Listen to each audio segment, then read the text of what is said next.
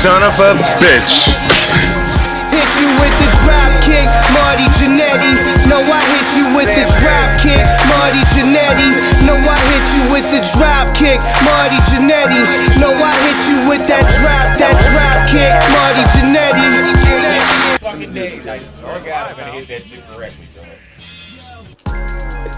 That's a show double music double plays there. My bad, y'all. I got fucked. He got a little frustrated. I got frustrated on the back end on some bullshit. Not important. Welcome into the latest edition of Hot Tag Wrestle Corner. I'm one half of your host, Rob. I'm Clint. And then, quick insight, I have that show open, double down, where the music actually times up with the video, and then I have to play the guessing game every fucking week of trying to get that shit to time up again live, because the fucking OBS won't take that video that I've created for some fucking reason, but we'll get that figured out. That's our personal problem, not yours. That's what we were laughing about, inside joke. Anyway, let's get into this week's news. How about this? Well, I got some. How about this? I'm gonna make you put you in a good mood. I got a story on Hulk Hogan, Jeff Jarrett, and Uncle Eric. All right, well, three of our favorite people. But we're gonna get to those last, though. We'll get there last. All right, then let's start off.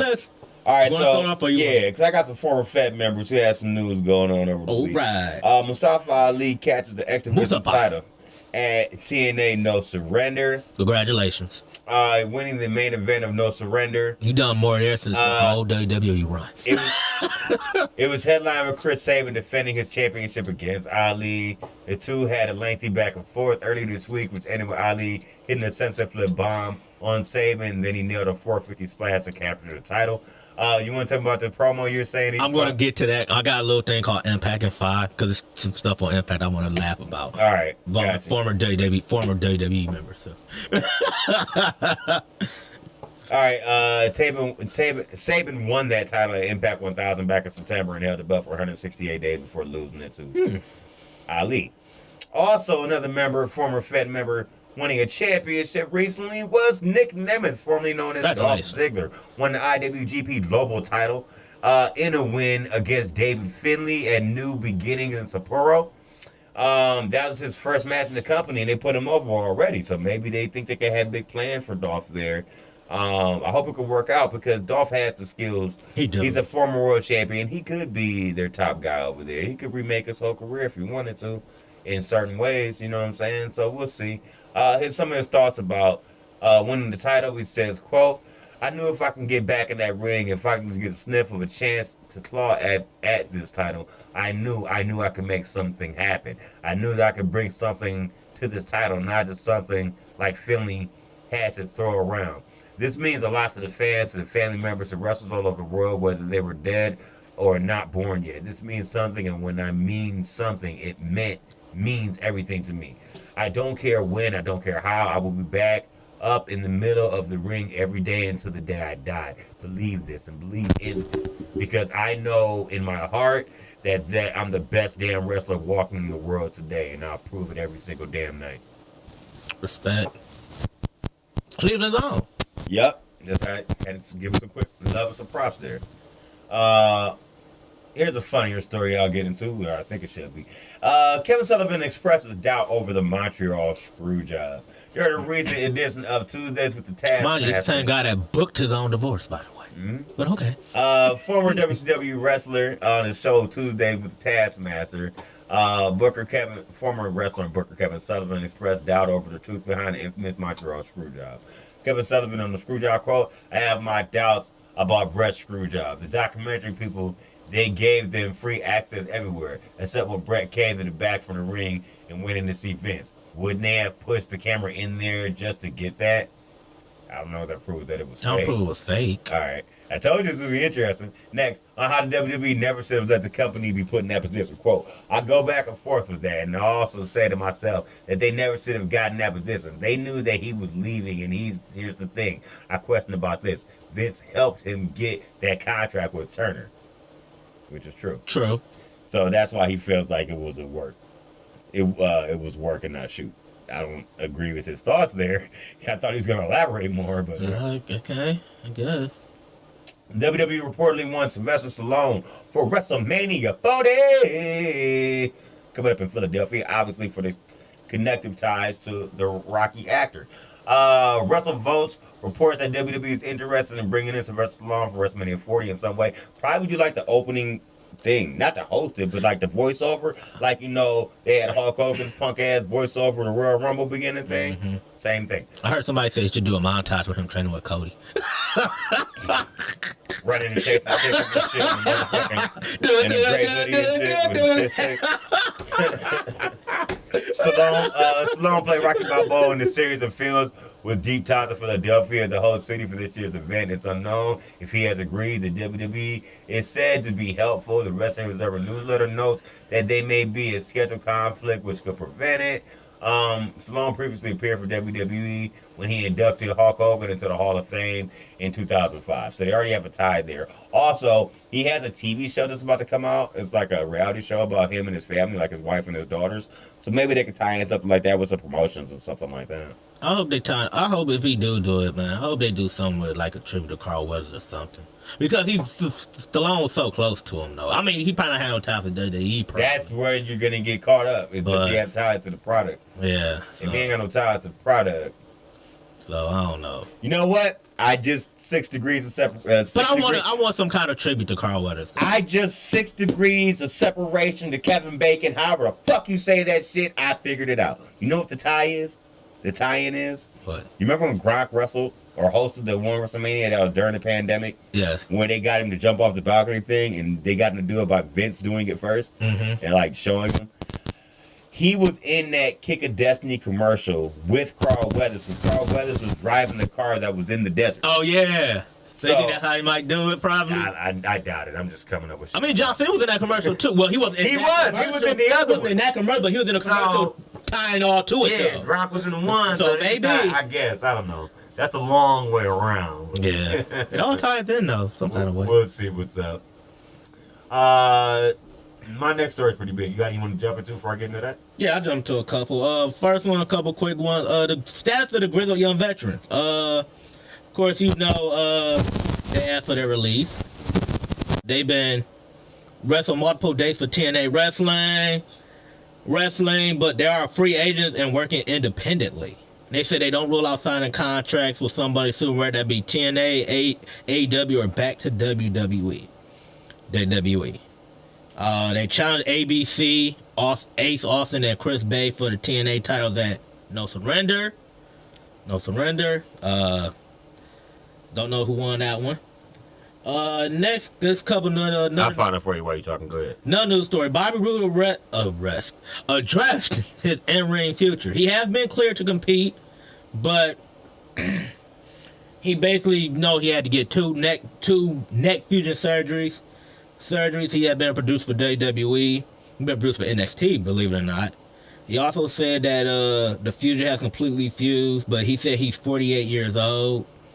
So given the opportunity as a producer, he really enjoyed doing what he's doing now. So he essentially just like retired full time as a wrestler. R-Truth arrived in Austria instead of Australia for Elimination Chamber. He put a video wondering like why there wasn't no fans at the hotels or at the arena. So yeah, so it's R-Truth being a treasure again. Excuse me. Ric Flair will have a biopic in the works, which will be produced by the Rock 7 Bucks production company. Report that we're gonna talk about his pro wrestling career. Him along with Danny Garcia, Hiram Garcia, Kevin Misher Finn, are all involved in the project. This is the same team that collaborated on Fighting With My Family, which was, it's the story about Saraya. Quick statement for him. He said, I grew up professional wrestling, idolized the Nature Boy Ric Flair. He was a hero. Once I brought him to the wrestling business, I began to spill my own sweat and blood because I realized how random Pablo is to disrupt the wrestling business, culture, and truly changed the game, and that's what Ric Flair did. This project is personal, and we can't wait to tell an unbelievable story. And always, thank you for the house, Rick. So, and he ain't about this in October, about possibly a movie being made about him. Couple more quick ones. As I get to on this week, NXT, but Shotzi unfortunately had an injury during her taping of her NXT championship match. Fortunately, she tore her ACL, so she'll be out minimum 9 months. Also puts her on the shelf along with Nikita Lyons, who got re-injured again. Unfortunately, she can't catch a break. She always seems to come back, get hurt again. Her and then also injured the North Face is also hurt too on NXT, so it kind of got him a little run of the injury bug right now. Real quick, the result of that match, Chris Bay and his tag team won that match. They ABC. retired. Kind of figured that. Yeah. Also, real quick, since you mentioned that, you know what? I'll bring it in when you talk about Impact. Go ahead. Also, last story before we get into the funny ones. Mandy Rose. Because we all know Mandy Rose has a fan time account. And I ain't gonna lie, I don't spend money, but like now we gotta check things like people. It's plenty it's what's the name? I'm not spending $55,000 on a fan time account. That's like the dude that spent $100K on Ruby Rose. That guy. She said I had one person, I won't say no name, this is on fan time, spent $55,000 on me. I'm like, wow, what does he do for a living? And he's able to spend this kind of money on one person. $55,000. And it was definitely over a little time period, but it was wild, so thank you. It's kind of crazy. I'm looking at it like, man, right. You can't, you ain't got no girlfriend? That gotta be a virgin or somebody. You spent $55,000 on that. Like, That doesn't mean he's a virgin. It means he got cash to spend like that. No, I'm looking at it in my mind like you're personal. You got $55,000. You can find you a Mandy Rose lookalike. It still was gonna cost him money. Maybe not as much. Not 55. I can't do it. I can't spend $55,000. I can't even spend $5. I won't even spend $5 on OnlyFans. No. I don't know. To each his own, though. I ain't gonna knock the guy. I mean, he got $55,000 to spend. At least he got acknowledged. The guy that spent $100K on Ruby Rose don't give him no acknowledgement at all. At all. Well, anyway, then one more before we get to all the Decatur stuff. SmackDown last week made history. It was the first time wrestling was #1 in the weekly TV network ratings. It had a 0.75 in the 18 and 49 demographic and drew 2.555 million viewers. Now, of course, we all know The Rock was a part of that. We're not going to sit here and act like he wasn't. It's the top-rated show of the night, though, was 6th in viewership. But it beat out shows like Ghost. I don't know what that is. It's a show on CBS. Young Sheldon. Another CBS show. I know about Young Sheldon, yeah. It was #1 for the week on network television, but it was finished 3 on all TV thanks to All-Star Weekend coverage. Because both the coach and the game bought in 1.55. Turn to what's the name? Terrible game, no defense. They both scored over a combined 300 points. SmackDown actually came close before with 1 episode ranking 2 behind Univision, which was airing soccer at the time. So that was it. Then you go ahead because we got the funny news stories.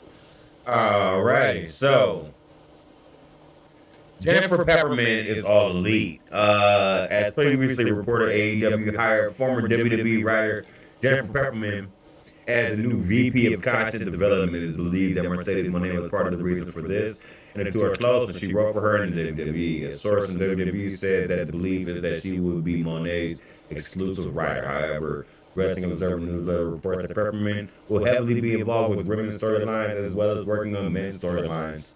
Only Khan remains the booker of AEW, with creative team that now includes Peppermint, Bryan Danielson, Sanjay Dutt, Jerry Lynn, Jimmy Jacobs, Will Washington, and others. That's the group that Eric Saudi's not involved in, so that's why he's pissing on him, because he's not involved in that creative team. I don't know. I don't know. I don't know why he's Saudi no more. Anyway, it was known that AEW has not changed how they handle promos. Promos will not be written as they are handled by giving talent bullet points and letting them use their own words. Also, from there, so we talked about this last week, just getting extenuating. Actually, let me get into this story because I only got through that. This was a little shorter. Hangman Adam Page on a possible injury to his ankle. It was previously reported that they were concerned that Heyman hurt his ankle on last week's Dynamite episode, where reports suggested that he was actually hurt, while others said it was simply selling and he was fine. It seems like the latter is accurate. Wrestling Observer newsletter reports that due to a personal issue, Page may not be at Revolution. This would force the company to change the match from a three-way to a singles with Joe versus Swerve Strickland. Shots to Page son gets her ankle and limping to the back were done in a way to explain the absence if he needs to miss the event. Okay, that makes sense. And finally, more on the alleged offer from Scott D'Amore made to purchase TNA Wrestling. As previously reported, TNA Wrestling terminated the contract with Scott D'Amore and placed him with new president Anthony Sisson. There were reports that the group led by D'Amore had attempted to purchase the company prior to his exit. The Wrestling Observer newsletter reports that the group offered Anthem $10 million in all existing debts to buy TNA. Oh, I didn't know that. Dang. According to two sources close to the negotiations, the group believed the company was worth between $7 to $12 million. Anthem turned the offer down outright and made no counter offer. Wow. Those are my stories. Wow. Well, piggyback onto the story about Jennifer Pepperman is all elite. Uncle Eric Oh, God. had some comments. Now, we can go Uncle Eric first. I'm going to let you pick. We can go with Jeff Jarrett, we can go Hulk Hogan, or we can go Uncle Eric. I'm going to let you pick the order. Which one you want to start with first? Uncle Eric. Okay, fine, because that's the one I had pulled up anyway. All right. So anyway, he said, well, I worked. Well, I should say I worked. I didn't work closely with Jennifer Knox today back in 2019. She wasn't a part of my team, but that don't mean much because nobody really knew who was on the writing team. On the writing staff, there's so much discussion and transition. I got to know Jennifer well, and I really like her. I respect her work. She got a tremendous background. She understands storytelling. She's tough. She's a sweet person, easy to get along with. She got a great personality, and she's very outgoing. She's also tough. She's not going to be intimidated. I watch her interact with Vince, and Vince can be very intimidating. I watch her stand up to Vince. I watch her react to pressure that a lot of creative people that I work with in the past will probably take it pretty hard. She does the work. Now, he says that hiring her is one of the best things AEW has done in the last 3 years. This is the most exciting thing I heard out of AEW in the last 3 years. Maybe longer. That's the first sentence. That statement. It's indicated a couple things to me. One, Tony recognizes he have a problem. You can't fix a problem or come up with a solution if you don't recognize what is wrong with it. First, in the fact that Tony is bringing in people at a high level suggests to me that this is his wishful thinking on my part, but I do hope I'm right, that he's recognizing his creative, his fantasy wrestling matches, dream match nonsense, and creating wrestling that appeals to the internet is not working. I've been banging on that drum for 2 years now. I got a lot of hate for it. The fact that Tony recognizes he has a problem, recognizes he needs somebody in, as I've been saying for years now, and he's constantly trying to make himself credit himself for this. He loves going to smoke his own ass, bro. He loves that shit. You need somebody that must feel good as he does it. That's the sound of him blowing the smoke up his own ass. You need somebody that understands discipline, story structure, not a beginning, middle, and end, but understanding plot points along that arc. It needs to happen as like a checklist. They need to happen over the course of an arc in order to have a chance of building and retaining an audience. That's what Tony has a hard time doing, building and retaining an audience. He's gone from a premiere of 1.4 million viewers down to averaging 800,000. That's a problem, especially when the overall audience for wrestling is growing because of WWE and their success. So I think that the fact that Tony recognizes, hopefully, and bought somebody in that has the tool and the experience, and I believe the personality, Jim bring all that to the table. So, any thoughts? You have? No, we can move on. Alrighty. We can move on from the douche. You want to go into next? Hogan? No, he gets last. Go into Jeff Jarrett. Well, there's a wild slap nuts in the loose. J-E-double-F. J-A-double-R-E to the double T. Jeff Jarrett. Couple stories here. First off, he gives some thoughts on Christy Hemme. Okay. He said, I call it one day she comes because of her enthusiasm. She wants to get in there, and in her words, in these days, she wants to take the bumps. Jeff, I'm like, Chrissy, you got unique charisma. You can talk on the mic. You don't have to do all this, because I want to say that she is. She's athletic, but she's not. Not. I don't want to say skinny. None of the words I'm looking for. I think maybe the words. I was just like, why does she want to do this? We got a role for her. A lot of upside. She don't have to take all these bumps. And then I remember she wanted to do it, and I remember in my house when Dutch, I don't think he bought me the news, talked about it, and said, "Man, I think your next is pretty damn bad. We need to be careful of Mike." In my mind, I was like, "Yes, we sure do. She's too petite. These bumps are hard on folks." And I don't know. I don't think she's wrong for taking all these bumps, but it was, she wanted to do all this. And then she talking about that surgery. I remember being successful. He shit on when I'm shit on her, tell me. Kind of sounds like that, yeah. Then he said on TNA tried to make Samoa Joe their own version of Umaga in 29 with face paint. We all remember this. We used to have what's name on the one side of the face. Yeah. He said, "I don't need discussions. A dime in the store marked that they were never ongoing discussion." I was a huge fan when Joe and I were not talking every week because I knew the execution of that way I have been the easier or the best. But Joe, legit, some Samoan background and family, I call it the dance. I know there's another word for that, but I liked it. On occasion, the face things. The dance on the stage with Samoa's going to kick it up a notch. One thing that kind of jumped in my mind is Finn Balor and the Demon. Okay. And Wait. Did he just compare he Samoa Joe with a little bit of Samoa's face to the Demon? Yeah. Everybody look at my face like that. When he kicks it up and now it reminds me of, I'm like, I missed it at first. Totally different, bro. Like, no. That's why I had to ask, because I missed it at first. I'm like, well, what the fuck are you talking about? He said something to the next level. And I know that's not the perfect analogy, but it's just playing another extension of Samoa Joe character well. So I was a fan of it, but not that needed to be done every week. Yeah, okay. Okay, Jeff. Final one. Hulk Hogan? Yep. He claimed the head of Paramount told him, "You're going to be my next John Wayne." Oh, God.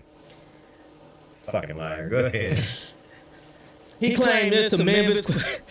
I like they started this off. They said he was also near the next big movie star Hollywood at one point. The Hulkster added this claim to his many questionable claims during a recent interview with Praise, knowing that the head of Paramount was trying to make him the next John Wayne of his business.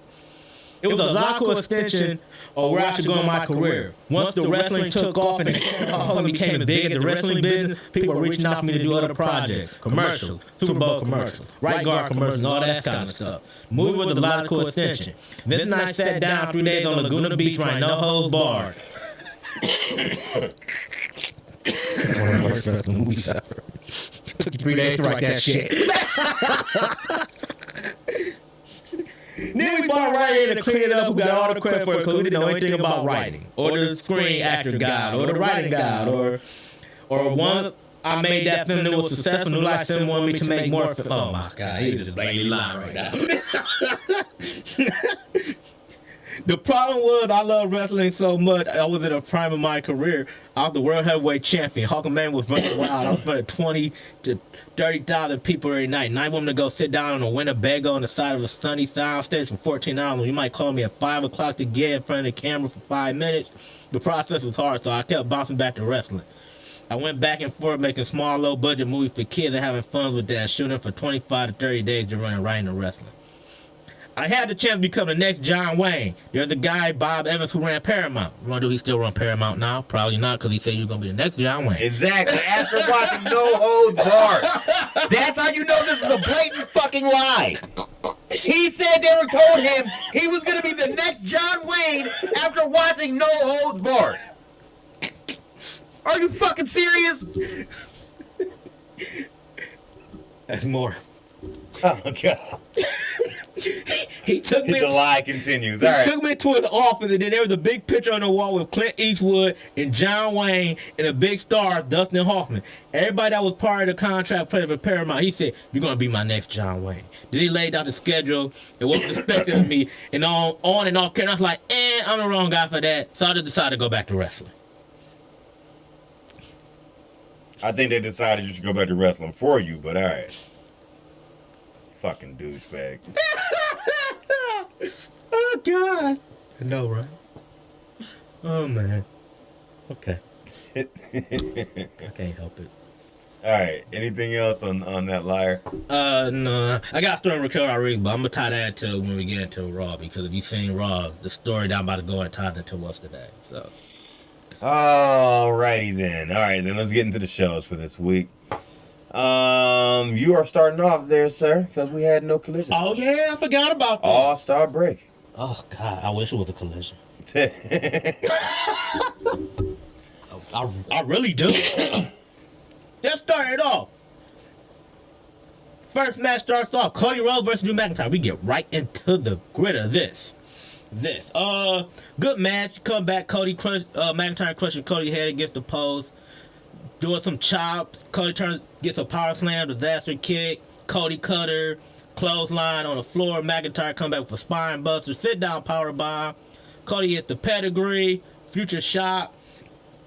McIntyre tried to go top, Cody with a superplex. Cody cutter for 2 more. Out comes the bloodline for a distraction. Samoa Spike, Claymore. That's the win at 19 minutes and 42 seconds. Once he went on a situation, he didn't want neither guy to feel like what's the name, so do the interference. Andrade talks about being from a wrestling family and being used to the pressure. His days are now beginning. Cody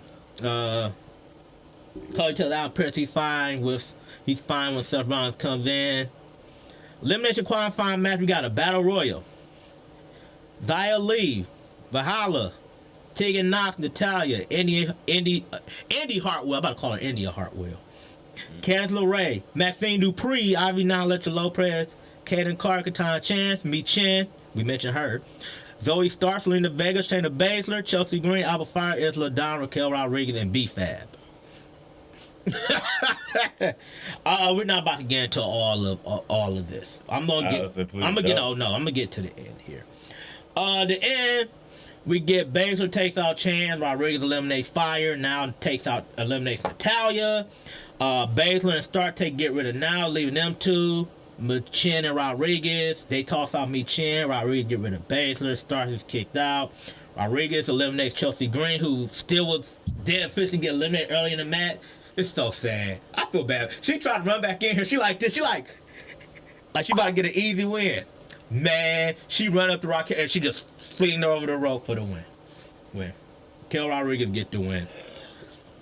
Now, if people was talking about she was still like red, busting they like during the course of the match, and that's because she had a MCAS flare up.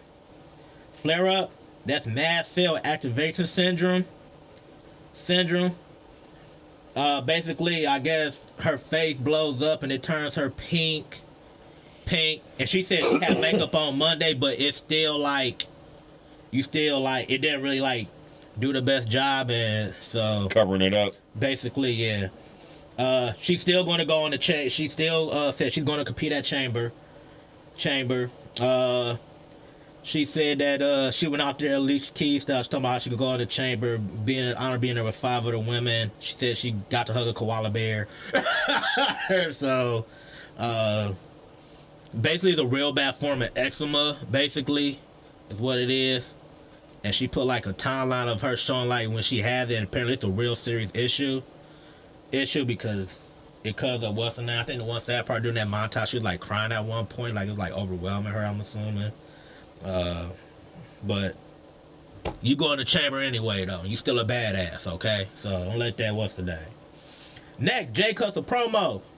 We get a split screen interview between Nia Jax and Rhea Ripley. Rhea told about she want to go home and prove that she's different. Nia said, I don't care. Ripley said that you're not good enough and basically walks off and ends the promo, basically. So she basically said, I ain't got time for this. R-Truth history with Judgment Day. Said it was a special moment when he first met, like the time when John Cena tried on jean shorts. He said it went bad with them attacking him. Truth said he felt sad as the finale of This Is Us. I watched that show. That finale is fucking sad. Sad. Now he said he had DX in his corner. Oh my god. Why do R-Truth always do this? Next we talk about UFC and WWE partnership. Michael Chandler is in the crowd, he calls out Conor McGregor. Wait. Say that again. I said UFC and WWE have a partnership involving the arena, so like they have a deal to where like they're gonna like do shows at the same arena basically like that. And Michael They said it like it's gonna piggyback, like And they're gonna co-promote this shit. and Michael Chandler was in the audience, and he basically called out Conor McGregor. I mean, he's been doing that. Yeah, I know. Like Conor just ain't taking you like that, bro. I told you. Remember, I asked the question weeks ago, like how long it's gonna take until they cross over on shit. We all knew it was a matter of time. Yeah. You said it just mattered how long it was going to be. R-Truth Mid DIY versus Judgment Day. Judgment Day gets the win at 15 minutes after Truth walks into a south of heaven. Next, Sami Zayn said he hitting the pause button on Drew McIntyre because he need a path to get to Mania to win a championship. Becky Lynch is here. She talked about Lemon. She talking about she's gonna win a championship to face Ripley. McAfee says they're Nia Jax. She said Ripley's been on the road a lifetime, but now there's her who's a bigger threat to her. Lynch said that she's the best she ever been, but first there's Elimination Chamber. She said she's gonna be everybody in the chamber. Leah Morgan said she don't like Lynch acting like no one's a threat. She talked about her history with Ripley, who puts her on the shoulder. Then the rest of them come out saying they're gonna win. Belair says she's going to keep her undefeated streak. This end with Nia Jax basically wrecking everybody in the chamber match. So she just run through all of them. All of them. Chad Gable versus Ivar. Gable gets the win at 8 minutes, followed by a suplex, followed to an ankle lock. This dude bought out the world's strongest slam. Chad Gable just got feats of strength that are just amazing. Amazing. Gunther versus Jey Uso for the Intercontinental Championship. Funniest part of this match. So you know Jay come out, he do the whole thing with his hands. As long as he ain't doing yeet. He was doing this. And Pat McAfee like this. You know Pat McAfee has the thing, he gets on the table when she used to come out, he started doing it. What's the name? Gunther looked at me like this, he just sit back down. Gunther bitched him out of doing it. Good back and forth match here. But this match ends with after Jay hits a Superfly splash. Jimmy comes out here. Jimmy rings the bell. Jay takes out Jimmy. Super kicks Gunter. The Superfly again. Raised knees. Gunter hits a small. Gunter wins and retains the title at 16:52. So post match he comes in and takes out Jay again. Hit 2 Spanish Superfly splashes to end the show. So probably setting up for brother versus brother, probably for Mania, which they both said would be a dream for both of them if they can compete against each other at Mania. NXT. Gotta wait for my NXT to pull up. Okay, start off. Obafemi versus Brian Pillman Jr. Brian Pillman's son. That's I should call him. Now, we're gonna play guess this game. This is a North American Championship match. Remember all this stuff we were talking about Lexus King, right? Guess how long this match went? Wasn't a squash. Guess how long this match went? 2 minutes. 4. 4 minutes in the championship match he went. Yeah. Baron Corbin is here for a celebration. I'm assuming he lost. Yeah, he lost. Baron Corbin and Breaker are here for a celebration. He said they can't believe how far they came. They have a team name officially. It's called Spear of Days. That's what's the name?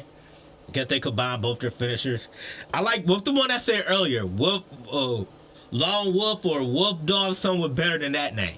Like, come on, man. Spear of the Days, really? Yeah, okay. Chase, you said they were proud of the title shot. Frazier asked him interrupt. Frazier said that agreement is gone. Duke don't want to hear it. Corbin tells him to figure it out. Ava makes the #1 contender match. Roxanne Perez versus Ren St. Clair. Perez beats her with a pop rock in 5 minutes. 5 minutes. Brooks Jensen versus Josh Briggs. Hard hand match. Briggs gets the win after a pair of running clotheslines at 11 minutes. Dijak come to see Joe Gacy, who was still in the straight jacket. Gacy said he can't stop him. Carmelo Hayes go back to that same barbershop where it all started with him and Trick. He said he got too big for his own boots. Williams wanted Williams to experience everything he could, but Williams tried to become the number one guy. He said Williams could have been a 3, the 5. Hell, he could have been a number 2 behind me, but he went too far. I knew he was coming, so I had to attack him first. And wherever Williams is at, he should stay there because he had nothing to talk about when it comes to the NXT title. Ariana Grace versus JC Jane. Jane gets the win here at 3 minutes. Poor Santino Morella's daughter. She got a win last week. No, 2 weeks ago. Lose again. We got a sit-down interview with Ridge Holland. We don't care, because do we care about Ridge Holland? No. Exactly. Next, we get Chase U versus Exxon and Nathan Frazier. Chase gets the win on Frazier at 11 minutes. So they essentially line themselves up for a tag team title shot. OC comes out and wrecks everybody after the end of the match. Dragunov said he's willing to give Carmelo a shot at Roadblock as long as he meet him face to face next week. Thea Hale and Fallon Henley talk about how everything is going bad for them.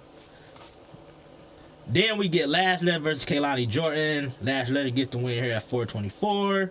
Lash is getting better and better in the ring, but she still got a lot of work she needs to do. Next we get our NXT Women's title shot. This one actually got me. So it's Valkyria versus Shotzi. So they go into the match. Shotzi drops her with a shoulder, rope walk, wrist drag. Then Shotzi gets a DDT onto the apron. Then the match been stopped. Of course, we all know she blew out her knee, torn her ACL. Ava said that, well, I promised y'all a women's title match, so we're going to have a women's title match. She basically said first person that comes out get to challenge her. Well, Last Legend comes out, so that's your title match. This match basically, I give him a pass because I guess you did it on the fly. I kind of wish y'all ain't show the Shotzi match though. Like, I ain't showing she blew her knee out, but like you can tell she's like in like serious pain. No, I hate when they do stuff like that, like in mid-match form. Best part of this match, so Roxanne Perez comes out to shower, and they're watching the match on the TV. And then again, Gigi Dollar told me like, no, my fault. I think it was somebody else in the night. Oh yeah, yeah, they just had an open challenge, so whoever went out there got shot to championship. And Last Legend went out there. Roxanne Perez got so pissed, she flipped the TV over and broke it back. She's like, ugh, just flipped the TV over and walked out. And Gigi Dollar like, what you do that for? Like, poor Gigi Dollar. She's like the Ricochet now. She's back to like the other jobber women. You remember we said, wasn't that with Ricochet? I think he was back there with the jobber locker. Like, come on, Ricochet don't deserve to be back when there. I said he got hold out, Yeah. I think it was about Drew McIntyre. We like, Ricochet, you shouldn't be back there with the jobbers, bro. You're better than them, bro. That was Gigi Dollar. She's back there with That the was one of Ariana. the. She's I, back there can't with the remember, Ariana I think Grace. it was SmackDown. That was one of the funniest fucking episodes, bro. That shit was fucking hilarious. He hold out a whole locker room, bro. It was hilarious. The whole lot. Well, whoever was the jobber locker room, he hold out the whole thing. It was hilarious.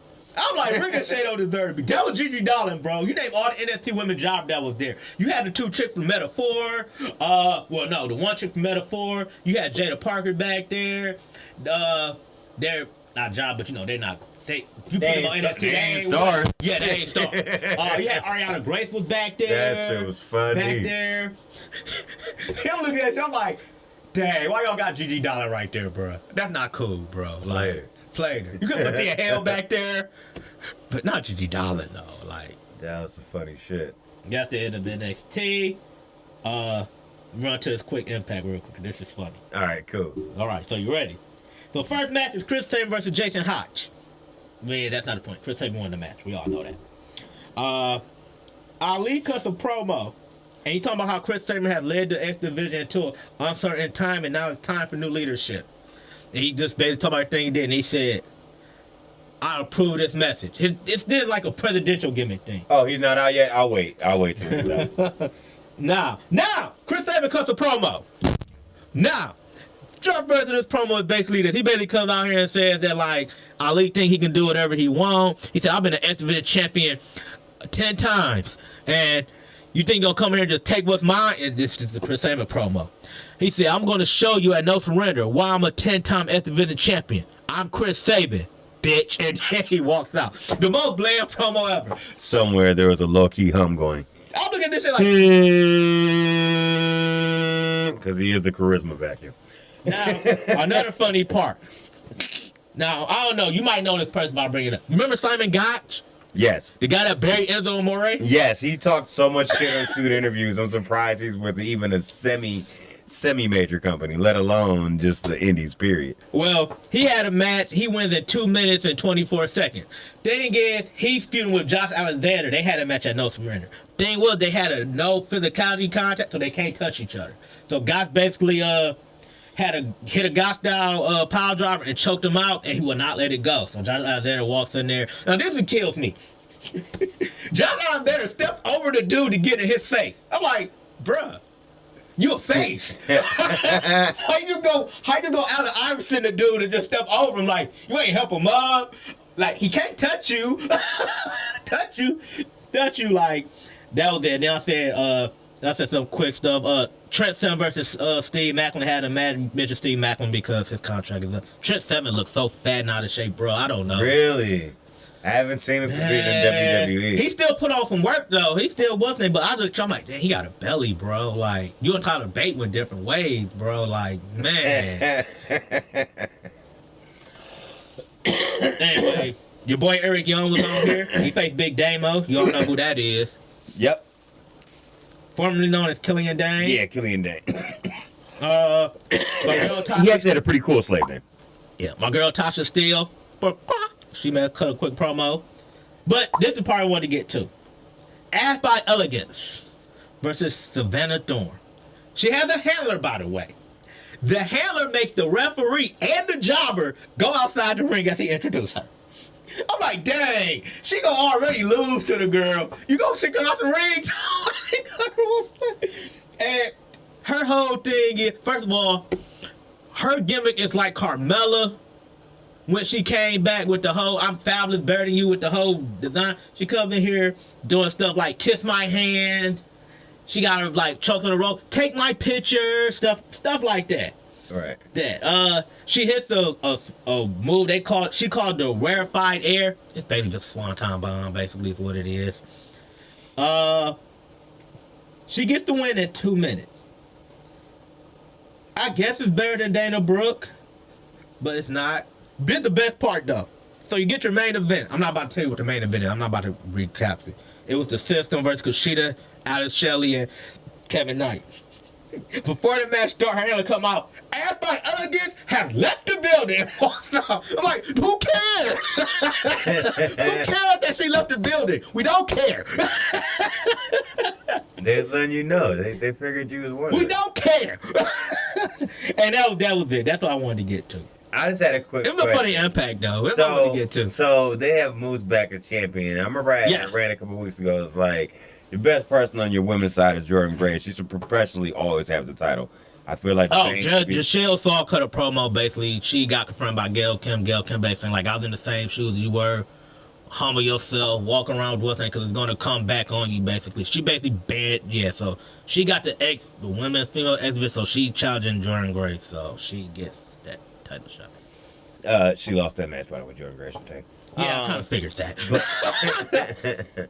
But what I was saying is that so Moose, I look at him the same way, and he does have that title right now. Also, actually, yeah, that's a Moose retained. If he retained, yeah, he retained. But here's my thing though: is that match wasn't even the main event. The Activision match was the main event. Like, how you not book your world champion in your main event? Not Jordan Grace one. That was the main event. No, it was the Mustafa Ali Chris Sabin match. Charisma Vacuum versus Mustafa Ali. Probably because the title changed. Yeah, That's probably why. I guess. They said he cut a promo after the pay-per-view ended though. Right. So that's probably was why. That had to be why. Had to be. And that was the end of that recap. All right, so then let's get into Rampage. No, Dynamite. No, Dynamite. Yeah, my fault. Dynamite, then the Rampage. All right. Make a quick transition here for you. All right, so on this week's episode of Dynamite. Oh, sorry. Had a quick thing come. I don't know. What is that? Why did that pop up? Yeah. No, it was some sidebar thing. I think I accidentally clicked. We're here. We're back. Anyway, so on this week's episode of Dynamite, coming from the BOK Center in Tulsa, Oklahoma, we have the tag match finally. Blackpool Combat Club versus FTR. And it's kind of anticlimactically, but it's because they're continuing. I think I watched it. I didn't watch that match. I think I got home around I want to say close to 9 o'clock. I think. This match had a 20-minute time limit. Let's get to the middle of the match. We get back and we're Harwood fighting out of a chin lock, handing it back to Wheeler to clean house. Brainbuster gets 2 on Moxley, but Shatter Machine is broken up. The Powerbomb top rope clothesline combination gets 2 on Moxley as we have 4 minutes left in the match. The swing puts Wheeler down. There's Moxley grabbing the Bulldog choke on Harwood. Wheeler drives Castagnoli into the hole to break it up. Then they're down to 2 minutes left. Harwood gets on the sharpshooter on Moxley with Castagnoli. Boots on the head if not breaking it. Castagnoli grabs the same thing on Wheeler and slaps it out with Harwood until Harwood power drives Castagnoli with Moxley grabbing a crucifix for 2. Shatter Machine is loaded up as the time expires at 20 minutes. Post-match, they brawl until a bunch of people come from the back to break it up. Orange Cassidy is rather tired of wrestling both here and in England, but he's medically cleared to compete. This is where you get a recap of his last couple weeks. The recap of his last couple weeks in the company as far as matches he's been involved in against the Kingdom, against other opponents from New Japan, such as Tomohiro Ishii and such. So that's where I was basically saying I could definitely see him needing a break because he wrestles every week and goes hard in every match he wrestles in. FTR wins Blackpool Combat Club again at Revolution. The club comes in to shout it out a lot, and the match is set. Orange Cassidy versus Mike Bennett is the next match. Goes 9 minutes, 38 seconds. Towards the end of the match, Bennett spine busts him again against the apron, but Cassidy gets in a shot of his own for a breather. A fight over a beach break power driver ends with Bennett hitting a God-style power driver. Fourth power driver of the night, and we're 45 minutes into the show, by the way. Thought that was interesting. For a 2 count, Bennett loads up another power driver, but gets beach broken. Or beach breaks, however you want to say it, for the pin. Post-match, the beatdown is on, but Jake Hager, of all people, runs in and makes the save, and then he's set up for a match against Roderick Strong on Rampage coming up on Friday. Angelo Parker and Ruby Soho show up for their date.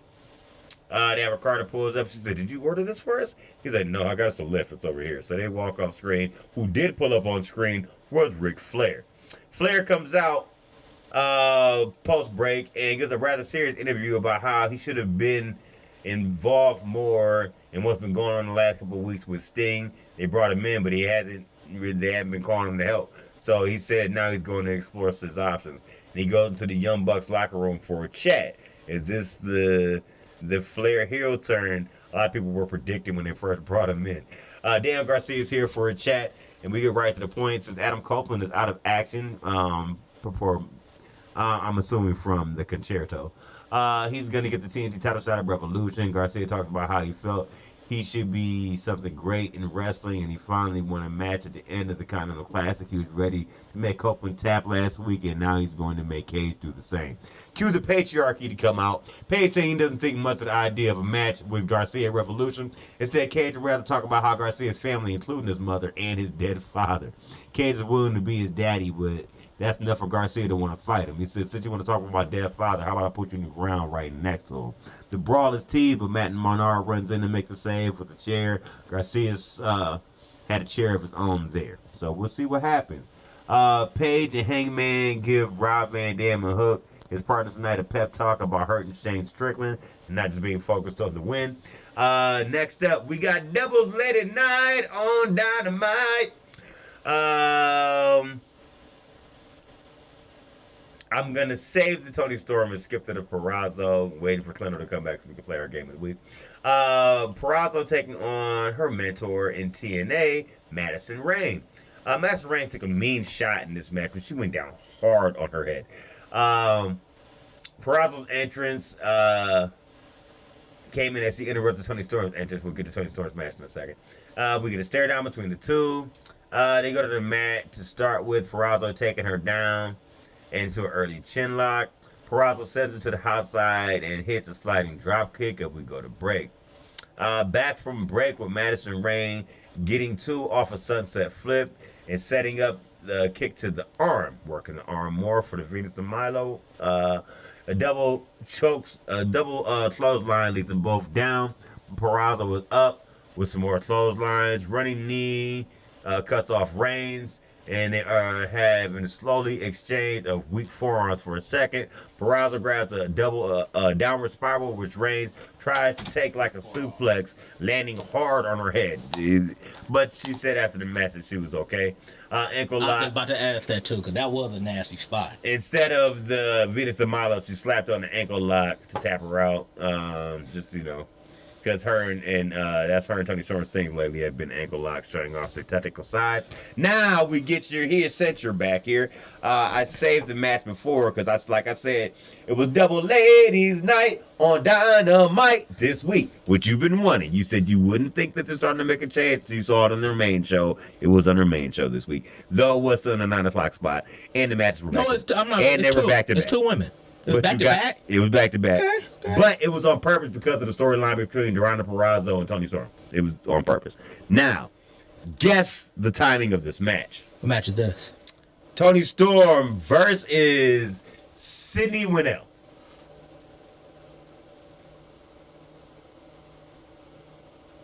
Okay, we're going to have really fun. You know what? I'm saying a minute. Minute 48.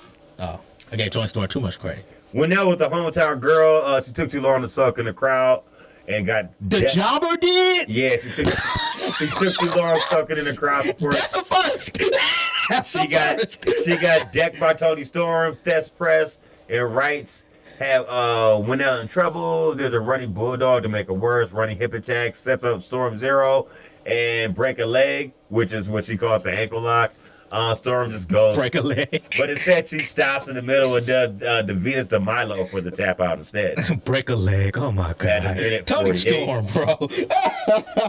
Post-match, Tony Storm runs in and grabs a break a leg on Purrazzo. Then Storm lets go and applies an obsessive amount of lipstick.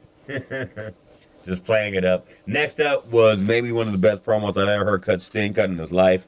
There were no woos. Yes. He was completely serious when he was talking. Darby Allin talked about Did you go to, I don't know, was his promo? I think his promo was after. He cut the after, yeah. Darby Allin talked about how different you are when your end is near. I don't know why it says year in these notes I have here, sorry. He and Sting have been looking at some old pictures, including Sting with his young son. Sting steps into the camera and talks about how his father passed away recently, and it made him realize how he's not immortal. Everything he has left, he is bringing a revolution. So the Bucks are going to have to fight on their hands. They're very serious. They have to fight in their hands. He was just so very serious the way he said it, and the way he said the Bucks in the one sentence, sounded like he could have said the fucks, like these motherfuckers. But anyway. But one of the best promos I ever heard him cut. Very serious. I'm sure that ties into the fact his father, passed recently. They showed a picture of his young sons when they were both like the same age of the Young Bucks kids right now. So they brought that into the account. It was just a dope ass promo. I advise you go check it out. And it adds some more storyline of depth to their storyline they're telling Uncle Eric. But I digress. Next up in the ring is a tipped-off Wardlow for a chat. 2 years ago, he had 1,000 people. I ain't gonna lie, I love that promo, bro. I love personal promo. It's somehow. But I need to see him follow up on it. Yes. That's the thing. But the promo was fire, though. He talked about how he had Don't be like Gigi Dollar. thousands of people. No, because that promo didn't flop. Chanting his name and had a rocket attached to his back, but he felt like it was put on upside down because since then he's been going in a downward spiral. He should have been a champion a long time ago, but he never got a world title shot. He's here to talk. He's here to talk to some of the men who hold that title because he beat the best in the world, and that man's body is still falling apart. Talking about CM Punk. Then he said, then I'll even do you one better. He said, the man who says he's better than you and you know it, I broke him down too. He's talking about how he squashed him like an insect. That's Samoa Joe. Wardlow does the custom suits. And he said, I do the custom suits and look better with the title. He's I better you and the best in the world. So now I'm telling every one of y'all that this is war. Basically is what he said.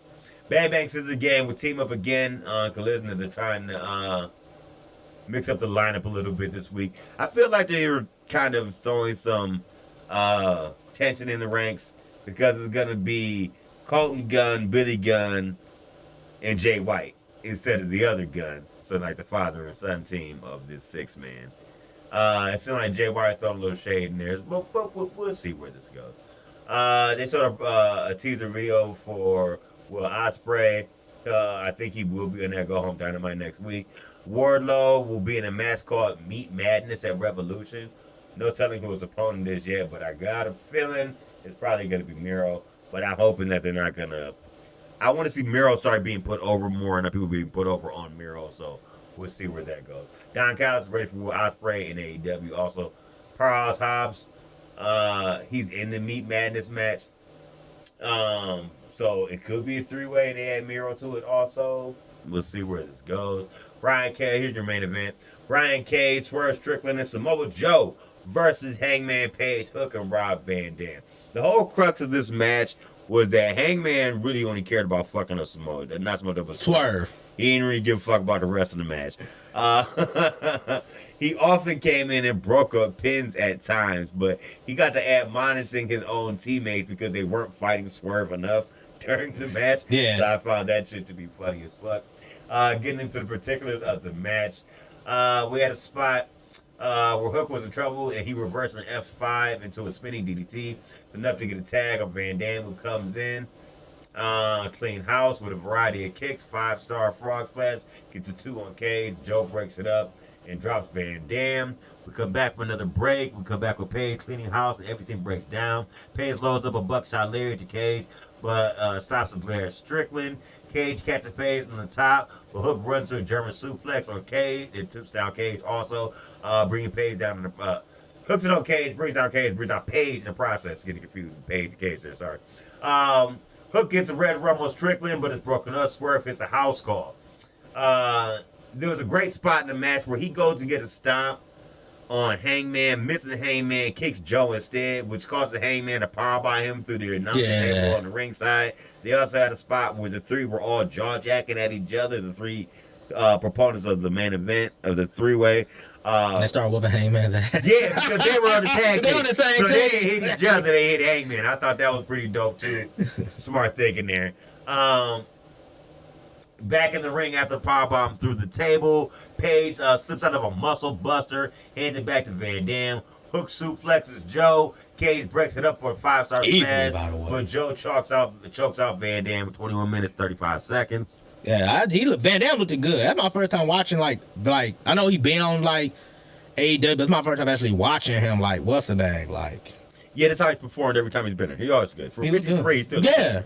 I'm gonna say that weed smoking actually helps him. That was the end of Dynamite. SmackDown. Seeing that this SmackDown was taped last week because they're hours away from Chamber, because Chamber started at 4 o'clock in the morning. Yep. Morning. First match. Tiffany Stratton, Tiffy Time, versus Liv Morgan. Bianca Belair is here at ringside. Oblivion gets countered into a spine buster, which gives Stratton a 2, but she missed the prettiest moonsault ever. Alabama Slam gives Stratton a 2, but the moonsault get broken up again, this time for powerbomb. Stratton sends her outside to the announce table. She slaps Belair after, which brings Belair to the apron and allow Morgan to be a kick into her, allowing Stratton to grab a roll-up pin at 12 minutes.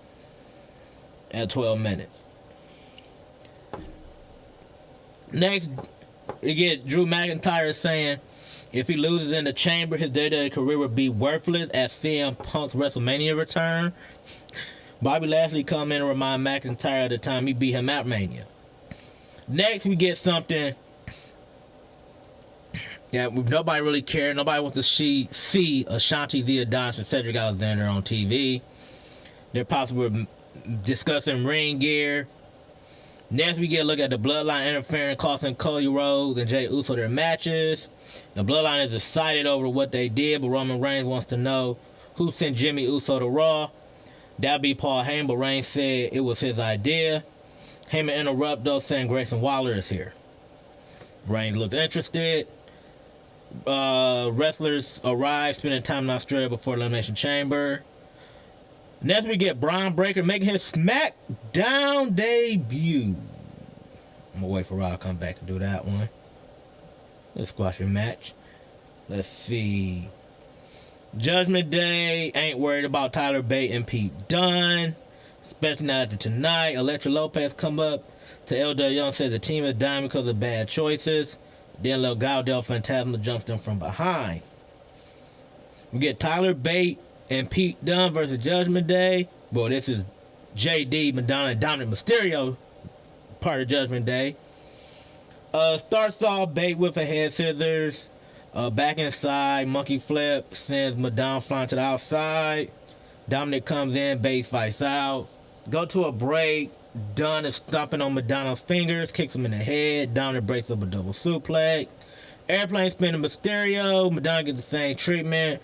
Rebound German suplex combination. Standing Spanish fly on for Madonna gets a 2, but his moonsault hit Ray's knee. Double Tyler Driver 97 finished Madonna at 13 minutes. Post-match, Priest and Balor comes in for a brawl, but they are quickly thrown out the ring. Grayson Waller and Austin Theory are backstage with Logan Paul and Kevin Owens interrupt. Owens says he wants to punch Theory and Waller in the face again. He walks off. Paul Heyman comes in and says that Reigns wants to speak to Waller. Dakota Kai got jumped by Damage Control. She's in the training room. AOP versus the Street Profits. The rest of Final Testament, B, Fab, and Bobby Lashley are here too. The crux of this match changed when Scarlett comes up and causes a distraction that breaks up a forward pin. B-Fab takes her out, which leads to Lashley and Cross brawling. Karrion Kross basically slams Bobby Lashley into the ring post, then slams his arm into the ring post, then slams his arm into the ring post, then proceeds to trap his arm in the ring post and smack his arm with a chair. With a chair. So basically, he worked the arm like he did like a motherfucker. Yeah, yeah, he did. Then a suplex, sit down, powerbomb finishes and gets the win for AOP. One Raw spot in this match that was awesome. I don't know why they were doing it, but the fans were doing the Fireflies though. Like you see a corner like doing the what's the name, which I think was awesome. Next, Bayley comes in to check on Dakota Kai. She said Damage Control did this. She said she's for vengeance. It's her fault. She's going to make them pay. Before we get to our main event, real quick, I'll say Braun Breaker made his debut on SmackDown versus Dante Chen. And now we're back for another round of... Dun, dun, dun, dun, dun, dun, dun, dun. Guess that squash time. All right, who their opponents? It was Braun Breaker versus Dante Chen. This is Braun Breaker. Dante Chen's on the main roster? This is Braun Breaker making his debut. SmackDown debut. 48 seconds. Minute 21. Damn. I gave him less credit, I guess. I gave him too much credit. Minute 21. Then we get to our main event. I'll wait specific for you to come back. LA Knight. That's funny you say that because I did the same thing with the Tony Storm match because it was actually before the Purrazzo match, but I skipped it till you came back. Go ahead. LA Knight. Yeah. Yeah. Puma Asics. Versus Drew McIntyre. Logan Paul is here on commentary.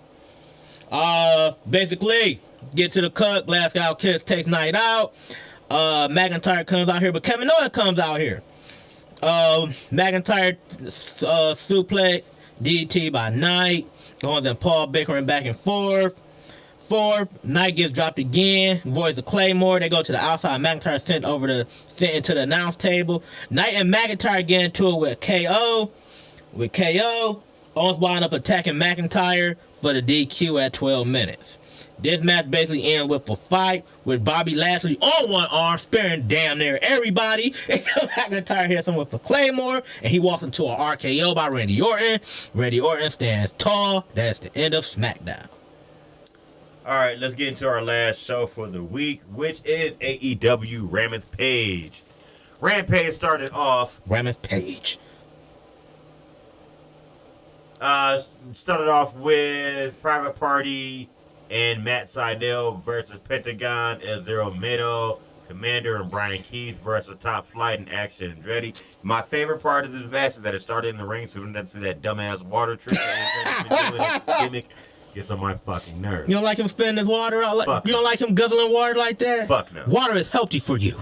It's a hydration situation. Well, Then he popped. It's so whack, okay, bro. yeah, It's so whack. That part is whack. I'm just saying water was just healthy. These my hydro homies. It's just so whack, bro. You know. It's whack, bro. I Simply agree put. with you. I agree with you. Simply I was just put, talking about the fact that drinking water is healthy. That's healthy. fine. I like drinking water, But he talking about hydro homies. Hold on, that why you got shit is hydro? whack, Ain't nobody bro. on hydro homies. We ain't sitting here just let's have a shot of H2O. Yeah, no. That's so whack, bro. That sound even more corny now. You think about hydro homies. You think about having shots of water.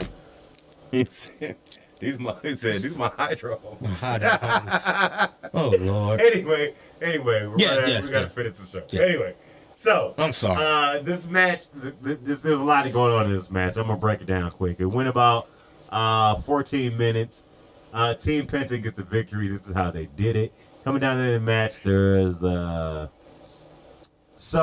spot. Brian Keith sent Darius flying to the outside, and Isaiah with the over the top rope crash, and everyone. Dante followed up with one of his own. As it was over, Commander and Sydal. Sydal hit a meteor on Commander. Penta follows up and hits Sydal with the Fear Factor on the side of the apron. Isaiah hits a guillotine cutter on Penta. Quinn now comes in and takes flies. He flies over the top rope to crash into everyone on the outside. Commander flies over the top rope to do the same thing. Penta hits the Fear Factor on Sydal to pick up the victory. Everybody flying. Backstage, Renee Paquette is with Saraya and Hardy Cameron. Saraya's upset with Ruby Soho and is done talking about her. She reveals that her brother, Kodiak Zack Knight, is now part of the AEW roster. I kind of wonder how long that was going to take to happen, because I wonder if that's the same guy from the movie who tried to get into WWE and they chose her instead. I think so. Well, good for him then.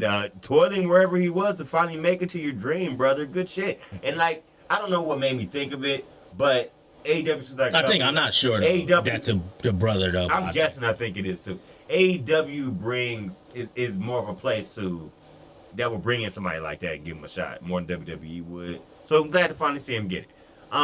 She says he's part of the roster. Saraya tells Ruby that she messed up and that her brother could have been Ruby's as he's single and not. I think I'm supposed to say hot. Things are about to get spicy from here on out. Saraya claims that she's done with this segment and just walks off, I guess. Young Bucks. Ooh, here we go again. Dun, dun, dun, dun, dun, dun, dun, dun, dun, dun. Guess the time of the match. Who they going against? Young Bucks versus Johnny Lyon and... Giant Lion. You about to come up with a funny name, ain't you? The Young Bucks versus Johnny Lyons and Cappuccino Jones. His name is Cappuccino. That's a name for real. You know what's even better? Oh, Lord. In the notes, Oh, the guy Lord. wrote, AKA Creator Wrestler 1 and Creator Wrestler 2. That is the Creator Wrestler name, though. Cappuccino Jones, though. No, it's not. Yes, it is. It's worse than. Yes, it is. That's a Creator Wrestler name. Yes, it is. Back to the game. I bet he dark skinned, probably. White trunks. Back to the game. Okay.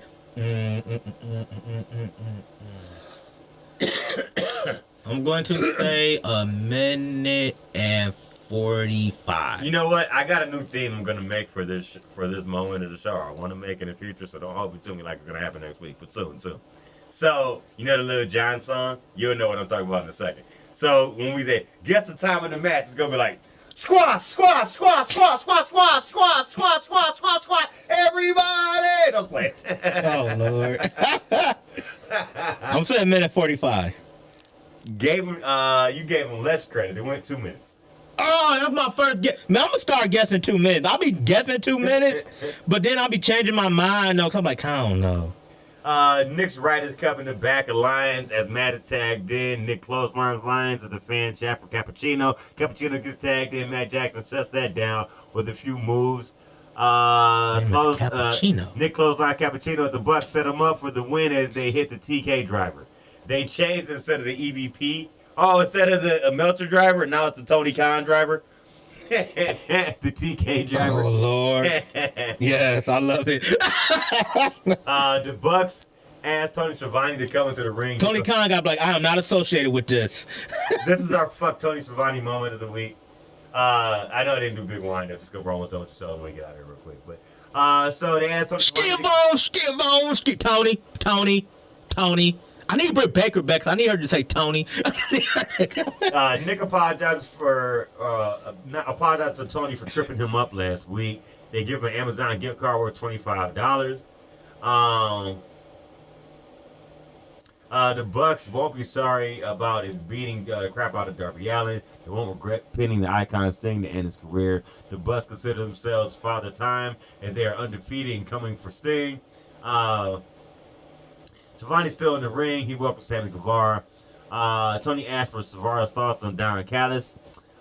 He knows Callis is seemingly coming after him. Sammy isn't happy with Will Hobbs messing up his match against Jeff Hardy. Sammy props Hobbs as a big man and feels Hobbs doesn't need Callis. In the meantime, Sammy wants Hobbs to come out and he's done talking and wants to fight. Callis comes out instead, calls Sammy weak and a pathetic little cuck.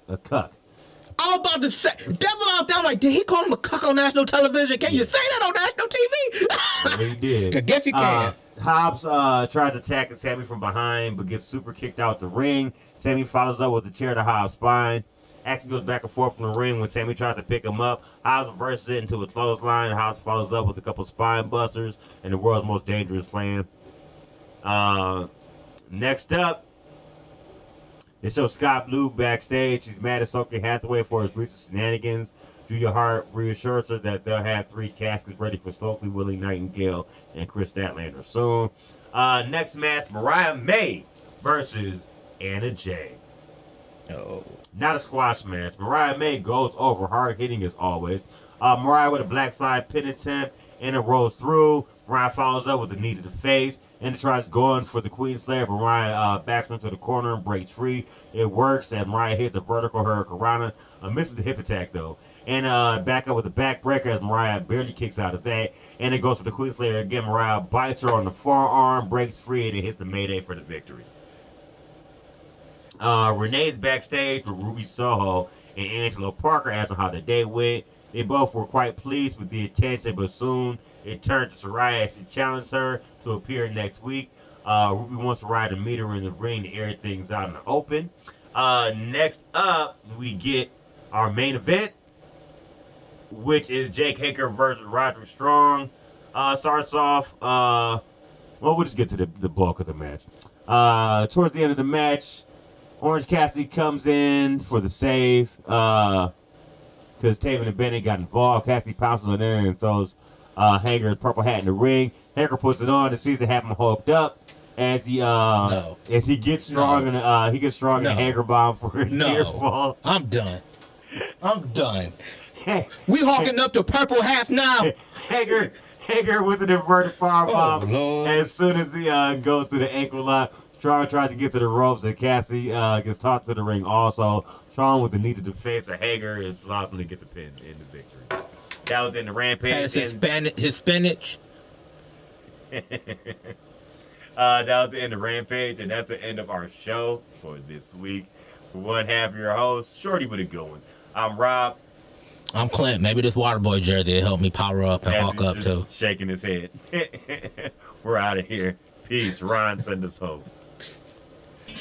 Shit, blue chip shit, Noty with the ring.